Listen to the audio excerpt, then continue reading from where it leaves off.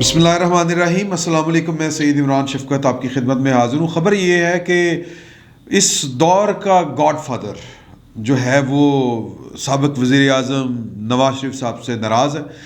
और अमूमन हर दौर में, अच्छा ये कौन है गॉड फादर, ज़ाहिर है कि ये बातें बहुत ज़्यादा खुल के अगर हो सकती होती तो फिर वो गॉड फादर तो ना होते। जो गॉड फादर होता है वो फ्रंट के ऊपर नहीं होता और वो आपको ढूंढना पड़ता है कि कौन है। हर दौर का एक गॉड फादर होता है। आपको याद होगा कि परवेज़ मुशर्रफ साहब का जो दौर था, और आपको ये लगता है, मैं माफ़ी चाहता हूँ ये बात फिर दरमियान में कट गई, वो ये कि आपको लगता है कि यार इख्तियार तो फ़लाँ आदमी के पास है, मतलब ये कि वज़ीर आज़म तो ये है बंदा, या आपको लगता है कि चूँकि जमहूरी बंदोबस्त नहीं है, कुछ और इस वक्त मुल्क में चल रहा है, जिस तरह परवेज़ मुशर्रफ साहब के दौर में हमको लगता था कि सब कुछ जो है वो इनके हाथ में है, परवेज़ मुशर्रफ साहब के हाथ में है। ज़ाहिर है कि उन्हीं के हाथ में है, इख्तियार उन्हीं के पास है, कानून उन्हीं के पास, उन्हीं को अथॉरिटी देता है कि वो फ़ैसले करें, और वो स्याह सफ़ेद के मालिक थे। लेकिन वो गॉड फादर कोई और था। वो गॉड फादर कौन था, ये अपनी हैसियत और मुख्तलिफ इसकी गॉड फादर होने की बड़ी रीज़न्स होती हैं कि वो कोई फैसिलिटेट कर रहा होता है, कोई किसी के मुश्किल काम निकाल रहा होता है। तो उन दिनों जो गॉड फादर का जो रोल था वो ब्रिगेडियर नियाज़ साहब के हिस्से में था।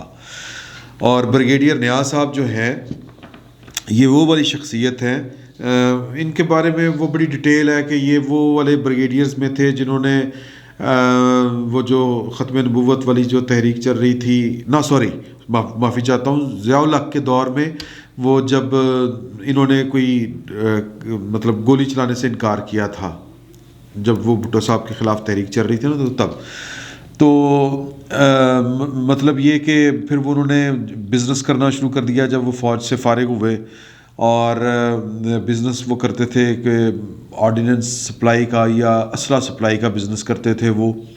और उनके ताल्लुकात जो थे वो बहुत ज़्यादा, यानी कि फ़ौज के अंदर बाहर और फिर ब्यूरोक्रेसी में हर जगह पर थे।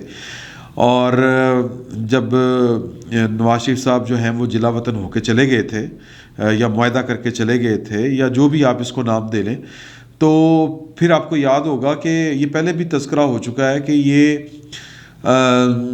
हसन नवाज़ साहब की बीमारी जो थी वो वाला इशू बन गया था।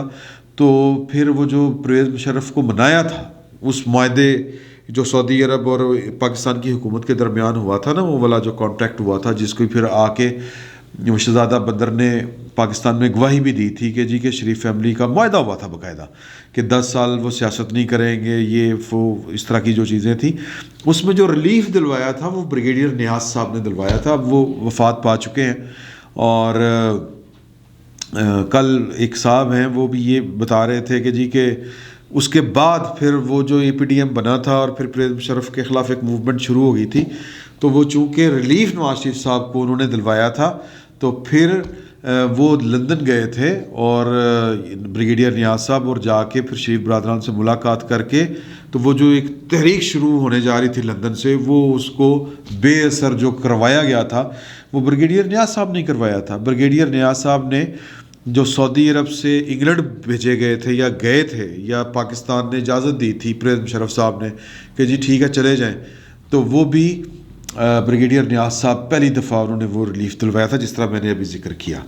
तो इसके अलावा हमें तब लगता होता था कि जी कि वो तारिक अज़ीज़ साहब हैं, ये FC कॉलेज में जब ब्रिगेडियर नियाज़ साहब की पहली दफ़ा जो खबर ब्रेक की थी, वो शहजाद भट्ट साहब हैं, इस वक्त GNN में ब्यूरो चीफ़ है, वो रोज़नामा जनाब में हम इकट्ठे होते थे, तो ये उन्होंने खबर ब्रेक की थी।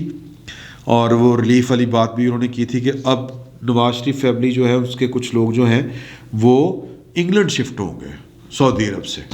तो वो खैर सच साबित हुई खबर। उससे पहले तक, यानी ब्रिगेडियर नियाज़ साहब का करैक्टर सामने आने तक, हमें ये लगता था कि जो गॉड फादर का जो है वो रोल वो तारिक अज़ीज़ साहब के पास है। तारिक अज़ीज़ साहब और एक होते थे बारी साहब, ये रेस कोर्स में वो थे, अफसर थे वो वाले, ये सारे। और फिर वो जो राव सिकंदर इकबाल साहब थे, ये FC कॉलेज में परवेज़ मुशर्रफ साहब के क्लास फेलो थे, और वहाँ से इनकी दोस्ती थी ज़ाहिर है। और तारिक अज़ीज़ साहब जो थे वो ये जो होता है ना टैक्सेशन वाला डिपार्टमेंट, इसमें थे, वो इस कैडर के थे।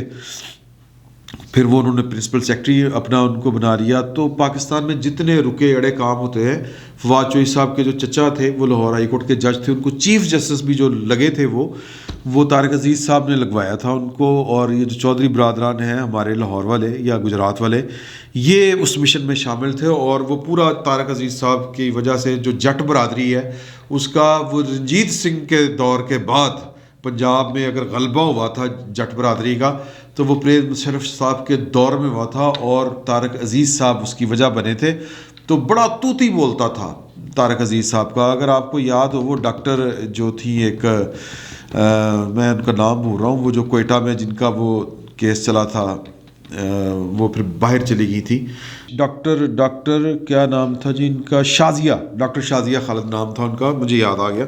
ڈاکٹر شازیہ خالد صاحبہ جب باہر گئی تھی، پھر انہوں نے بی بی سی کو انٹرویو دیا تھا، اور ان کے شوہر نے بتایا کہ ہماری ملاقات کروائی گئی وہاں سے لا کے پرنسپل سیکرٹری جو تھے پرویز مشرف صاحب کے. تو ہمیں لگتا تھا کہ اصل میں تو یہی بندہ ہے، وہ جس طرح وہ بیٹھ کے بات کر رہے تھے طارق عزیز صاحب، تو مطلب کہ آپ کو ہم باہر بھیج رہے ہیں، یہ کر رہے ہیں، وہ کر رہے ہیں. تو ان کے لہجے میں خدا بولتا تھا، وہ یہ کہنا چاہ رہے تھے، اور ایسا ہی تھا.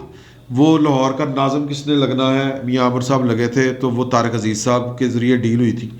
لاہور کا نائب ناظم کون ہوگا؟ طارق عزیز صاحب. تو اس طرح کے جتنے کام تھے وہ ہوتے تھے. مجھے یہ بات اس وقت کے سپریم کورٹ کے ایک جج نے بتائی کہ تم لوگ جو ہو وہ طارق عزیز کرتے پھرتے ہو. اصل جو پلیئر ہے جس نے طارق عزیز، کیونکہ ایک وقت آ گیا تھا کہ طارق عزیز صاحب بھی فارغ ہونے لگے تھے، پرویز مشرف صاحب ان کے خلاف ہو چکے تھے، اور طارق عزیز صاحب نے بھی جس کے جا کے گوڈے پکڑے تھے بقول سپریم کورٹ کے اس جج کے، تو وہ بریگیڈیئر نیاز کے ہی پکڑے تھے. بریگیڈیئر نیاز کہ ہاں وہ ان کا بڑا احترام کرتے تھے. وہ ان کے چونکہ گاڈ فادر تھے. گاڈ فادر، اب میں اس کی ٹرم وہ کیوں تھے یہ سمجھانا ذرا بڑا مشکل کام ہے. وہ صدیوں کا نہیں، سالوں کا ایک پروسیجر ہوتا ہے. ایک پرسنالٹی بلڈ کرتے کرتے بنتی ہے، بلڈ ہوتی ہے وہ، اور اس کا جو اثر و رسوخ ہوتا ہے اور اس کا جو ہلکا اثر ہوتا ہے وہ بڑا گہرا ہوتا ہے اور بڑا میننگ فل ہو جاتا ہے. اور جو بریگیڈیئر نیاز ہیں وہ استادوں کے استاد تھے. یعنی فوج کے اندر کچھ لوگوں کی پرسنالٹی اس طرح کی ہوتی ہے کہ لوگ ان کو استاد کا درجہ دیتے ہیں. تو پرویز مشرف صاحب بھی ان کا اسی طرح احترام کرتے تھے. تو وہ جا کے، یعنی طارق عزیز صاحب نے بھی ان کی ترلا منت کیا. تو طارق عزیز صاحب کو جو معافی ملی، پھر وہ اینڈ تک جو رہے پرنسپل سیکرٹری، وہ بریگیڈیئر نیاز صاحب کی وجہ سے رہے تھے. اسی طرح ہر دور میں کوئی نہ کوئی ایک ہوتا ہے. نواز شریف صاحب کے دور میں ان کے والد صاحب جو ہیں، یعنی کہ میاں شریف صاحب، اللہ تعالیٰ ان کو غریق رحمت کرے، وہ ایک تو وہ ویسے ہی فادر تھے، اور وہ ویسے ہی ان کا رول بھی وہی تھا، وہی گاڈ فادر تھے. اور جو کام نواز شریف صاحب کسی کی نہیں سنتے تھے، نہیں مانتے تھے، وہ جا کے کسی کی پہنچ میں آ گئے ہیں. یعنی وہ پہنچ گیا اگر کوئی ان کے والد صاحب تک، تو وہ کام ہو گیا. آپ کو یاد ہوگا کہ پرویز مشرف صاحب کی اور نواز شریف صاحب کی آپس میں جو ٹسل ہے وہ بڑی چل پڑی تھی، اور کسی درمیانی واسطے سے جو ہیں پرویز مشرف صاحب وہ میاں شریف صاحب کے پاس پہنچے تھے. اور اب چونکہ یہ والا جو ہے، یہ بات پرویز مشرف صاحب کے دور میں سامنے آئی تھی، اور اس طرح سے پیش کی گئی تھی کہ جی کہ نواز شریف صاحب کے والد صاحب نے بلا کے پرویز مشرف صاحب کو، تو ان بھائیوں کو کھانا کھلایا تھا اور کہا تھا کہ یہ آپ صلح کریں، یہ آپ کا بھائی ہے. یہ چونکہ وہ طاقتور تھے تو لہٰذا یہ سٹوری ان کا ورژن سامنے آیا تھا. لیکن جب پرویز مشرف صاحب جو تھے صرف چیف آف آرمی اسٹاف تھے، اور ان کو لگ رہا تھا کہ نواز شریف صاحب جو ہیں وہ ان کو لے بیٹھیں گے یا ان کو فارغ کر دیں گے، تو وہ کسی واسطے کے ذریعے وہ میاں شریف صاحب کے پاس پہنچے تھے، اور ان کو انہوں نے ریکویسٹ کی تھی کہ ٹھاڈا پتر میرے کے خلاف ہو گیا، میں تو کوئی گل نہیں کی تھی اس طرح کی. تو پھر میاں شریف صاحب نے بیچ بچاؤ کروایا تھا، ان کے درمیان صلح کروائی تھی. لیکن معاملات پھر خراب ہو گئے، کیونکہ اگر آپ جنرل شاہد عزیز صاحب کی کتاب پڑھیں، اس میں انہوں نے جس طرح لکھا ہوا ہے کہ کس طرح کر کے پرویز مشرف صاحب نے طے کر لیا ہوا تھا کہ میں نے نواز شریف صاحب کو گھر بھیجنا ہی بھیجنا ہے. تو بڑی لمبی پلاننگ تھی. پہلے تو وہ جنرل توقیر ضیاء صاحب کو ٹرانسفر کرنے کا، وہ کیونکہ ڈی جی ایم او وہ تھے تو وہ سوچ رہے تھے. خیر بات کہیں سے کہیں نکل جائے گی. تو آج کل جو گاڈ فادر ہیں وہ لوگ سمجھتے ہیں کہ وہ شاید کوئی پنڈی اسلام آباد میں بیٹھتا. نہیں سر، وہاں پہ کوئی نہیں بیٹھتا. جو گاڈ فادر ہے وہ لاہور میں بیٹھتے ہیں، اور نواز شریف صاحب نے ان کی ہی بات مانی تھی، اور انہی کی بات مان کے وہ نواز شریف صاحب جو ہیں وہ عذاب میں آئے ہوئے ہیں، یا اب تک جو کچھ ان کے ساتھ ہو چکا ہے وہ اس گاڈ فادر کی انہوں نے بات مانی تھی. تب وہ گاڈ فادر نہیں ہوتے تھے، تب وہ ایک کہہ لیں کہ بس ایک صاحب حیثیت تھے، با اثر بھی تھے، اور ان کی بڑی ریچ تھی، اور بہت سے لوگوں کی سروس میں جو ہوتے ہیں ان کو وہ چھان پھٹک کر لیتے تھے. تو تب وہ گاڈ فادر نہیں تھے. لیکن یہ میں آپ کو بتا دوں کہ بڑے با اثر آدمی تب بھی تھے وہ. اب ہوتا یہ ہے کہ نواز شریف صاحب جو ہیں وہ جو باہر گئے، یعنی جو کچھ وہ سارا پھر تیزی سے آپ چینج کر لیں. وہ نواز شریف صاحب کے خلاف جو دھرنے سے لے کے پھر جس طرح کر کے معاملہ چلنا شروع ہوئے، پھر وہ وکی لیکس والا معاملہ جس طرح آیا، پھر وکی لیکس کی رپورٹ کے بعد ریجیکٹڈ والی ٹویٹ جب آیا، پھر ریجیکٹڈ والی ٹویٹ کے بعد پھر جو معاملات آگے بڑھے، پھر پاناما آ گیا، پاناما کے بعد نواز شریف صاحب کی مجھے کیوں نکالا پکار آ گئی. اس دوران پھر وہ جب واپس آئے، جیل گئے باہر سے، جب اپنی بیوی کو عیادت کر کے وہ الیکشنوں سے پہلے جیل گئے، اور یہاں پر جو ماحول بنا ہوا تھا کہ ٹیلی فون ہو رہے ہیں، چھوڑنا نہیں ہے، بیل نہیں دینی، یہ نہیں کرنا، وہ نہیں کرنا، وہ جو سارا سین پارٹ چل رہا تھا، اس سین پارٹ کے بعد نواز شریف صاحب جو ہیں سزا پانے کے بعد جو باہر چلے گئے، وہ اس گاڈ فادر کی وجہ سے گئے.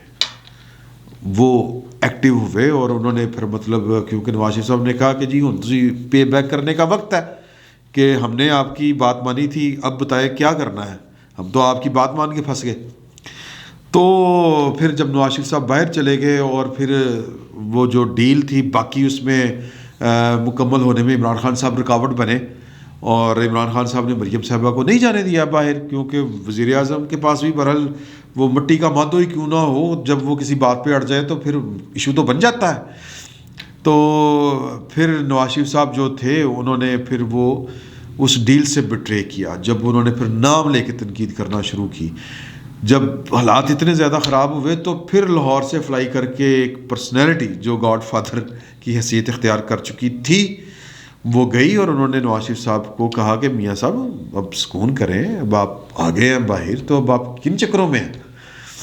میاں صاحب نے کہا کہ نہیں، اب تو یہ نہیں، اب تو جناب 70 سال کی سیاست جو ہے وہ کسی اب اصول کے اوپر بات ہوگی.